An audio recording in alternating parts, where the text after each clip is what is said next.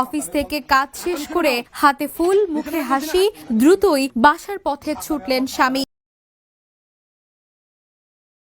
কিন্তু দরজা খুলতেই থমকে গেলেন। চোখের সামনে যা দেখলেন তা কোনো দুঃস্বপ্নের চেয়েও ভয়ঙ্কর।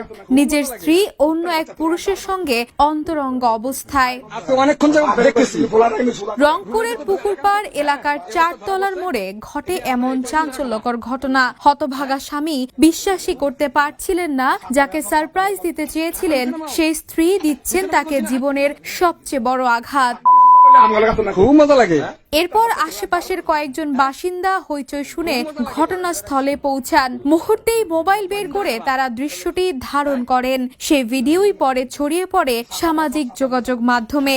মুহূর্তেই ভাইরাল হয়ে যায়। শুরু হয় উত্তেজনা, আলোচনা আর তীব্র সমালোচনা।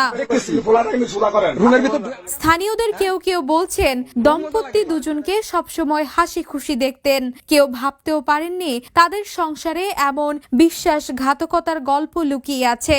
অন্যদিকে নেটিজেনদের কেউ বলছেন বিশ্বাস একবার ভাঙলে আর জোড়া লাগে না। আবার কেউ মন্তব্য করেছেন এমন ঘটনার ভিডিও না করে মানুষ যদি সচেতন হতো তাহলে সম্পর্কগুলো বাঁচানো যেত। বিশ্বাসঘাতকতার এই ঘটনার পর প্রশ্ন উঠেছে, ভালোবাসার নামে প্রতারণা কি এখন স্বাভাবিক হয়ে গেছে? সম্পর্কের জায়গায় যখন সন্দেহ আর অবিশ্বাস জায়গা নেয় তখন ভালোবাসার মানেই বা থাকে কোথায়? Desk report, the news.